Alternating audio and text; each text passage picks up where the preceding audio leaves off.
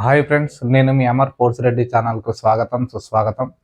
Boost ప్రోగ్రాంలో మనం ఈరోజు తీసుకొచ్చిన టాపిక్ ఏంటంటే, బూస్ట్ ప్రోగ్రాంలో థర్డ్ స్లాట్ ఏ విధంగా ఉంటుంది, అది ఎలా పనిచేస్తుంది అనే దాని గురించి మనం తెలుసుకుందాం. ఇప్పుడు బూస్ట్లో మనకు థర్డ్ స్లాట్ అనేది S6 మెకానిజం.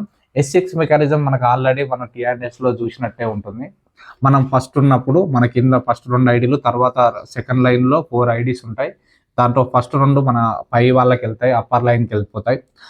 అండ్ మూడోది, నాలుగోది, ఐదోది ఈ పేమెంట్లు అనేవి మనకు 100% డిస్ట్రిబ్యూషన్ జరగడం జరుగుతుంది. నాలుగో దాంతో రీబర్త్ అవుతుంది అనమాట. ది స్లాట్ వాల్యూ బూస్ట్లో థర్డ్ స్లాట్ వాల్యూ ఎంత అంటే $800 అనమాట. $800 అంటే ఇక్కడ ఫస్ట్ 2 పైకి వెళ్తాయి, మూడోది, నాలుగోది, ఐదోది మనకే వస్తున్నాం కదా. అంటే $800 ఇంటూ 3 పేమెంట్లు వేసుకుంటే మనకు $2400 అనేది రావడం జరుగుతుంది. ఈ నాలుగోది రీబర్త్కి వెళ్తుంది అనమాట.